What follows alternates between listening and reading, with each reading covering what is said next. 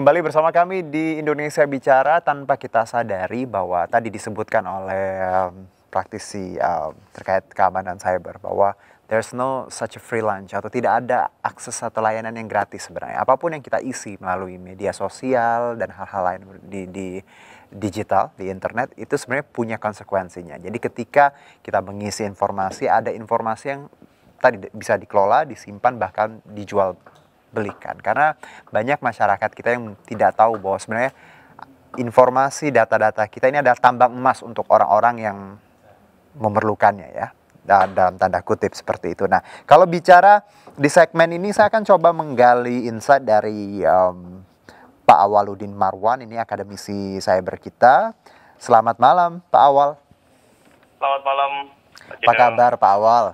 Alhamdulillah. Alhamdulillah. Oke, kita nggak bicara corona, tapi bicara keamanan cyber ini juga penting.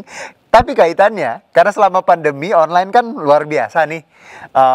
Angkanya, penetrasinya juga sangat tinggi. Anda melihat keamanan cyber untuk di tanah air saat ini seperti apa Pak frame-nya?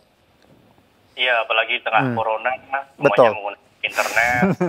Kalau semuanya kita, online. Nah, betul. Kalau kita melihat kayak website-website tentang cyber security itu ada lebih banyak insiden cyber ya. iya. Di data breach, kemudian penjualan data di red forum atau dark website. Kemudian juga jumlah website yang terregistrasi yang tidak diketahui juga lebih banyak, sehingga ada kemungkinan lebih banyak phishing juga atau penipuan. Oke. Jadi makin harus waspadai gitu ya. Ya, karena tadi selama pandemi banyak sekali ya work from home, Ya. semuanya online untuk saat ini. Jadi ancaman pun juga tinggi. Nah, kalau kita bicara data di Pak Awal, kita tahu bahwa penyalahgunaan data kan banyak sekali contoh kasusnya. Saya menyebutkan tadi di awal soal Facebook di 2016 terkait pemilu Amerika Serikat, lalu juga isu Muslim Pro beberapa waktu lalu. Kalau di tanah air sendiri, Pak Awaludin melihat frame dari penjualan data atau kriminalitas di bidang ini seperti apa? Ada beberapa kasus penipuan online yang berawal dari pencurian data, seperti beberapa kasus lalu di Polda Metro itu ada pembobolan rekening sejumlah nasabah yang mulai dari terkuaknya informasi atau terbocornya informasi pribadi yang dimiliki oleh nasabah.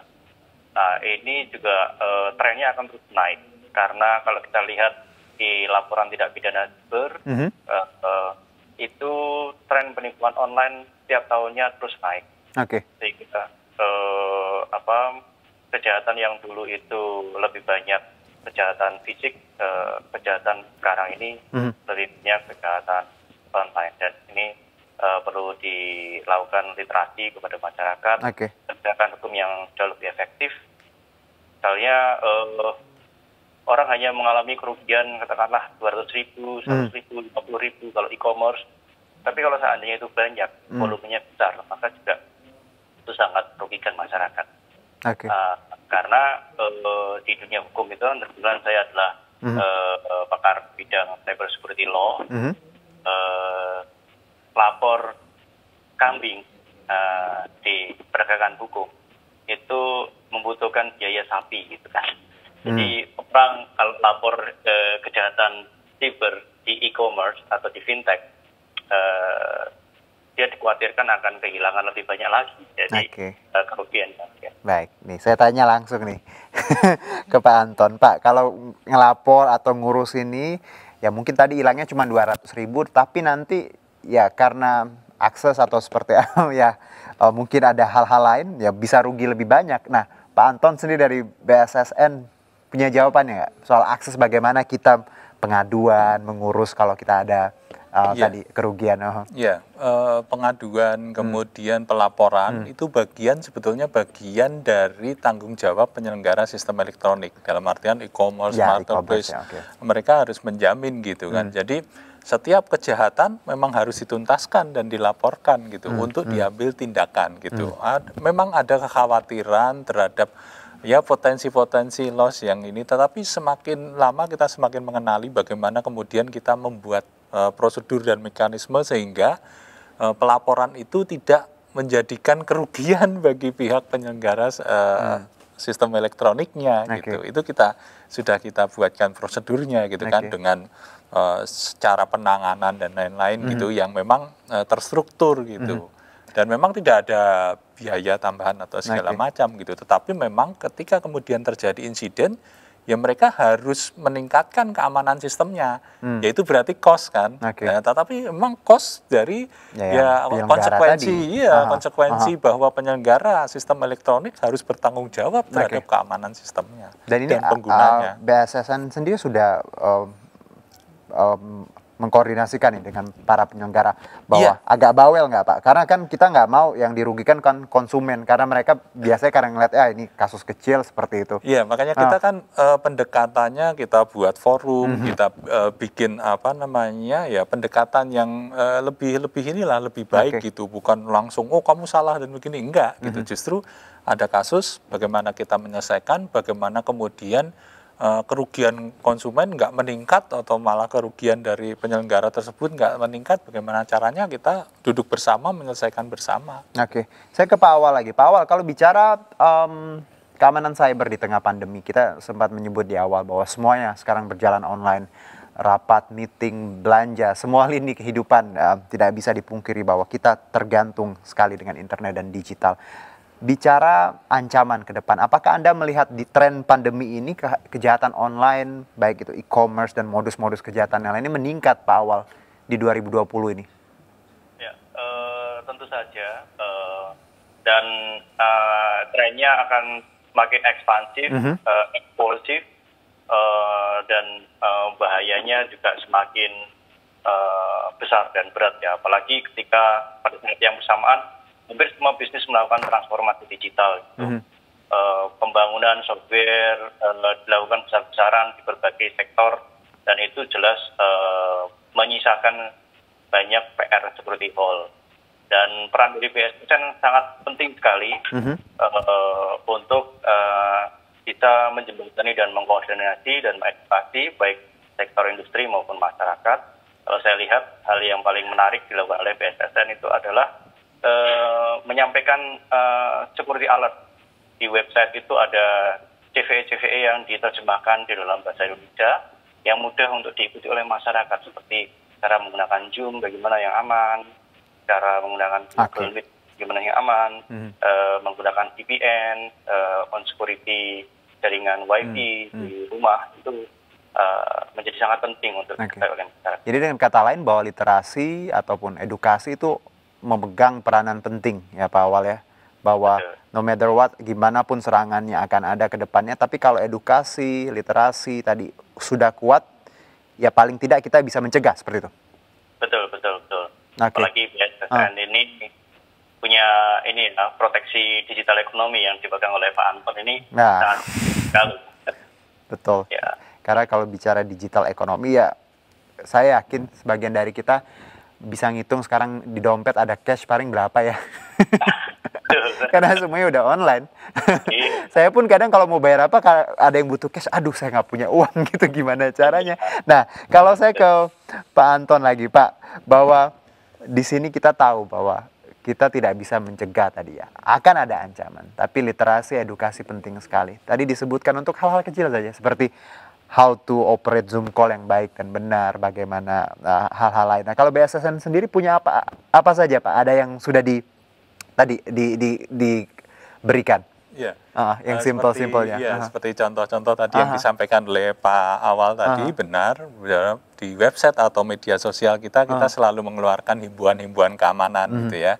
Tips-tips praktis gitu kan, bagaimana kemudian untuk mengelola gitu kan, sistem elektronik, mengelola akun medsos, mengelola bagaimana mereka berinteraksi secara digital gitu kan di ranah cyber, itu kita sampaikan. Terus kemudian tadi ada program juga yang kita juga memang turun langsung ke masyarakat. Cuma memang tahun ini kan kita nggak turun ya.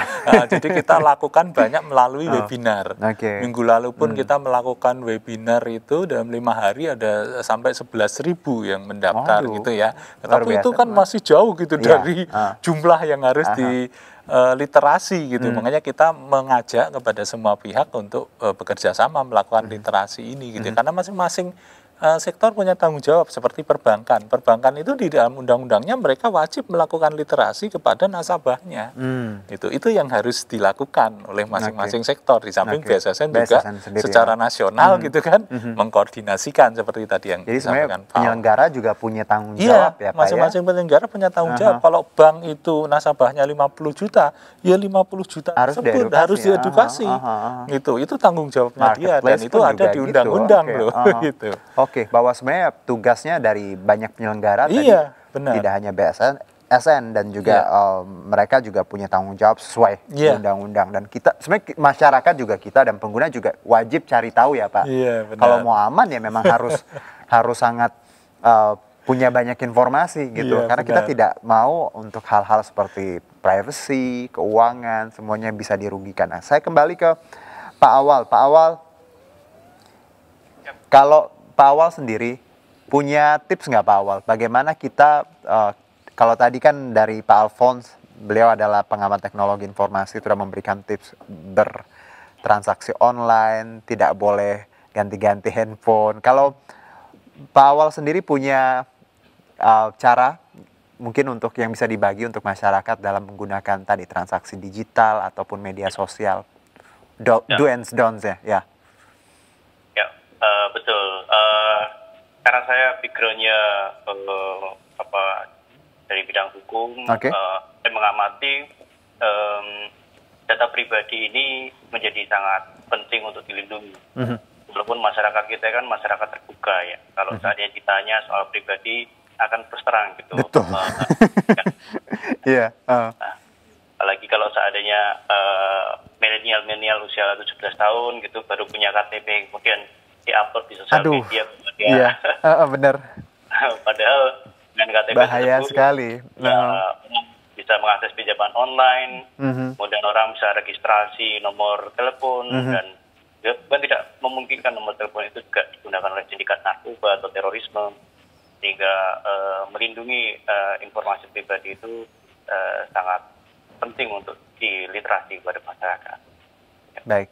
Nah, kalau kita bicara lembaga-lembaga negara atau perusahaan nih, Pak Awal, yang menyimpan data pribadi masyarakat yang tadi, yang mungkin seperti IKTP. Nah, apa concern Anda? Ini karena kan kita tidak bisa menghindari, kadang ada beberapa lembaga ataupun perusahaan yang meminta foto IKTP, foto KTP untuk keperluan macam-macam. Nah, bagaimana Anda menyoroti ini?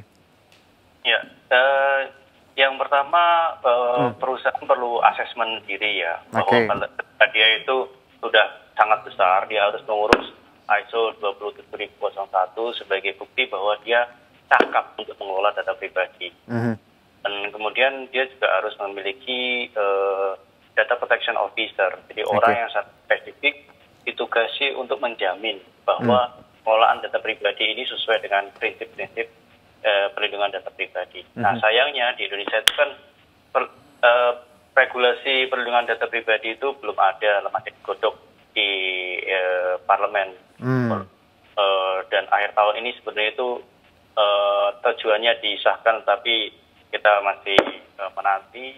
Dan sebenarnya RUU perlindungan data pribadi itu harus dibarengi dengan Undang-Undang Ketahanan dan Keamanan Siber yang seharusnya tahun ini dibahas secara bersama-sama, sehingga data pribadi aman itu dari aspek environment culture-nya, tetapi ketahanan dan keamanan cyber dari sisi infrastrukturnya juga aman.